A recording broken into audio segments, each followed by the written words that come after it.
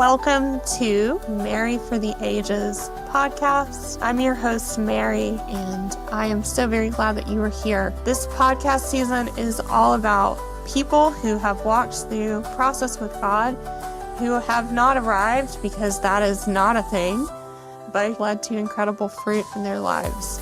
Process is not about arriving. Process is about who you do it with. And so all of the people on this season have done a process with God, and that changes everything. Buckle up and enjoy.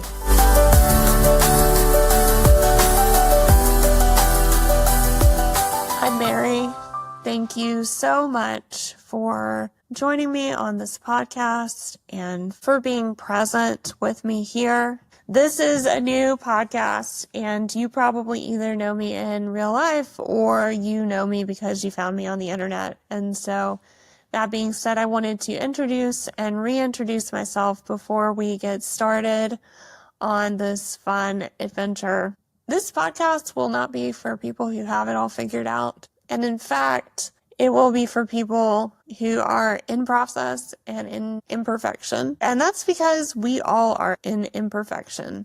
And one of the best ways to join hands with what God is doing is to admit your own imperfections and choose to walk forward anyway. And it is to choose simple steps forward, even when you don't have the whole map in front of you.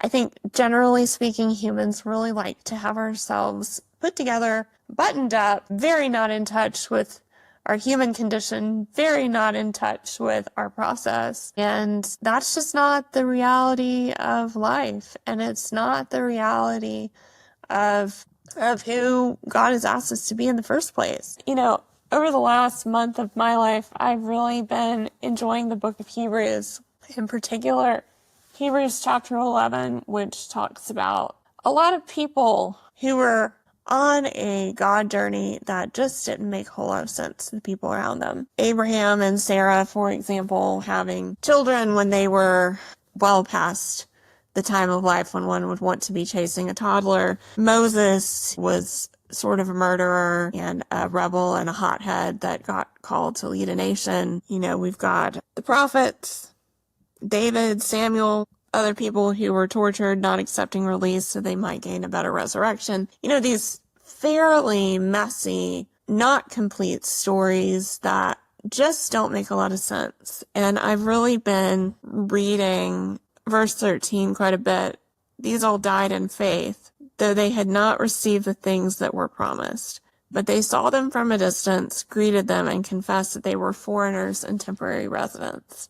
And verse 39, all these were approved through their faith, but they did not receive what was promised, since God had provided something better for us so that they would not be made perfect without us.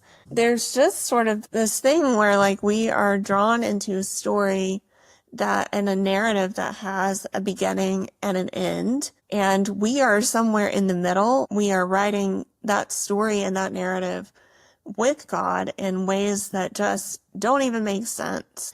Expecting that your story is going to make a lot of sense from the get-go is, I think, a really false expectation. And that's something that I've been grappling with for the last 4 years of my life in particular. So I started a graduate seminary theology course in 2017, and I finished that in 2020. During that course, I was like going to counseling and therapy. I was like cleaning out all my stuff. I was going through my process with God. I was working full time. I was going to school full time, and I was doing everything that I could to grow spiritually because I had an expectation that God was going to send me into what I thought would be the next fabulous season of my life. What happened instead is in 2020, I almost died of a viral infection that almost shut down all my organs and became something that I really had to unpack from and heal from and process from. And it was really confusing to me. About 2 years ago, in early 2023, about this time, 2 years ago, I felt an invitation from the Lord to start writing on the internet. You know, had some direction, all this stuff. I wasn't confused. I was just like, I still feel like I'm in process. And the invitation was to go ahead and start writing, to go ahead and figure it out as I went, and to trust that the next right stepping stone would land in front of me. That's not really how I wanted to do things. I really wanted to have a lot more stuff figured out, and I just didn't. But I had things that would be dropped into my spirit to say. I would have experiences and prophetic words. I would feel that, and I would choose to walk forward anyway. That's why you're here listening to this podcast, and you're about to hear a lot of fabulous stories from people who are not perfect, but who have walked a better road forward. And the thing that's remarkable about their stories is that they've walked really difficult situations, really difficult processes with God. I would just say that if you're listening to this and you don't have it all figured out and you don't have it all together, but you're doing it with God, then you're absolutely in the right place. I think too, I've really been struck by how the Apostle Paul had this whole backstory. Like, you read in Galatians, and then Paul went out into Arabia for 14 years, and then he came back. And it's like, the lost years of Paul, like, what was he doing out there for 14 years? Paul is still a spicy and controversial theological topic in any circle. He wrote letters that turned the world on its head, and that still do. But I think how you read Paul is just as important as what you read that Paul has written. I really have an appreciation for Paul as a person. Like, he is just extremely salty, right to the point. He's just like, I just don't have time for this. I just don't have time for this. And there's this urgency and this burning in Paul that he just doesn't really put up with foolishness. I really appreciate that. But when you start to read Paul through that lens of, he had this crazy encounter with Jesus, and then he went through this 14-year process, you start to get a better grid for what our lives might look like when it looks like walking with God, as Hebrews 11 says, without having received the things that were promised, and to be okay with being in process with God, even when it doesn't make sense. I have really enjoyed telling stories and sharing dreams and visions on the internet for a few reasons. One, the stories that I get in my inbox of people whose lives and spiritual lives are starting to make a lot more sense is really impactful, because it communicates that we're not alone and that we're living a shared lived experience in Jesus. And the other thing that I have really enjoyed is the way that being in motion and in process has freed other people up to do the same. My hope is that as you listen to this podcast, that you will be inspired by the stories and the wrestlings of other people on this season that have walked out a really intense process with God that didn't make a whole lot of sense, and have not just come out on the other side, not just with a word, but formed into words, living stones, living epistles, people who are imperfect, people who are formed in Christ and who are formed in God. My hope is that the process that you are in will be better uplifted, better illuminated, and better served by seeing how somebody else has walked out a story or a journey with God. I think a lot of times it's easy to feel alone. It's easy to feel like you're the special snowflake. No one else has ever experienced X, Y, or Z. The truth is that we are not alone in the journey. We are surrounded by a cloud of witnesses that's cheering us on, because we are all laying hold of the promises of the end of the story that have been promised to all of us, which is that there is a victory that has been done and finished and wrapped. So, a little bit about me. My name is Mary. I really love Jesus. I have tried to let go of Jesus before. He does not let go of me. I write and speak on the internet. I am also a commercial photographer, and I direct video as well. I have a master's degree in theology with an emphasis in critical interpretation of the Old Testament. So I'm a great person to talk to about tricky Bible topics and genocide, apparently, but maybe don't. I have seen spiritually since I was 3 years old. The first seer experience I ever had was Jesus walking into my backyard and kneeling down on the ground and asking if he could stay.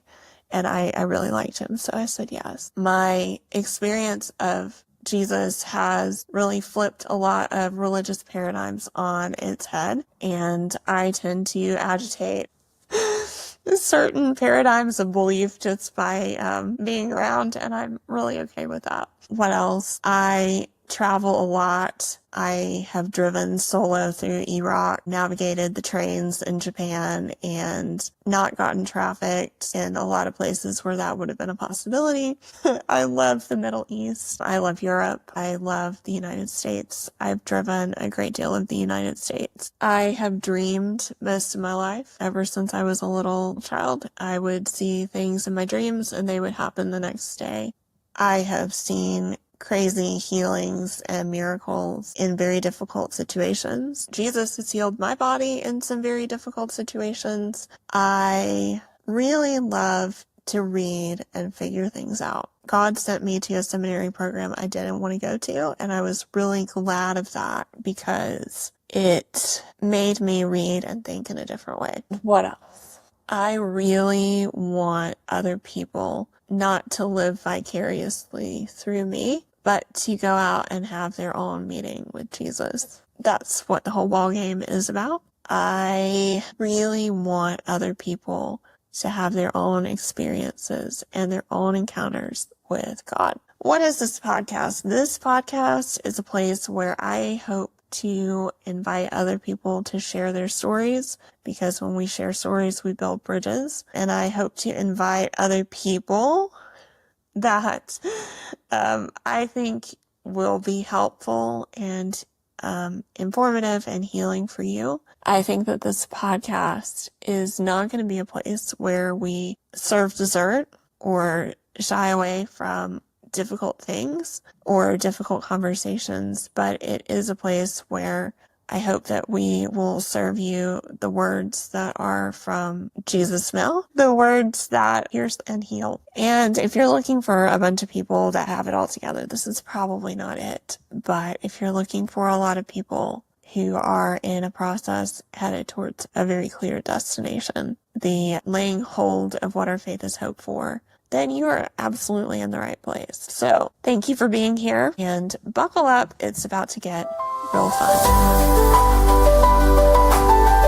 Thank you so much for joining this episode of Mary for the Ages podcast. I'm Mary. I believe that process leads us into deeper relationship with Jesus. If you are interested in learning more about hearing the voice of God, which is very indispensable for process, this season I am launching a course on hearing the voice of God through the Old Testament prophets.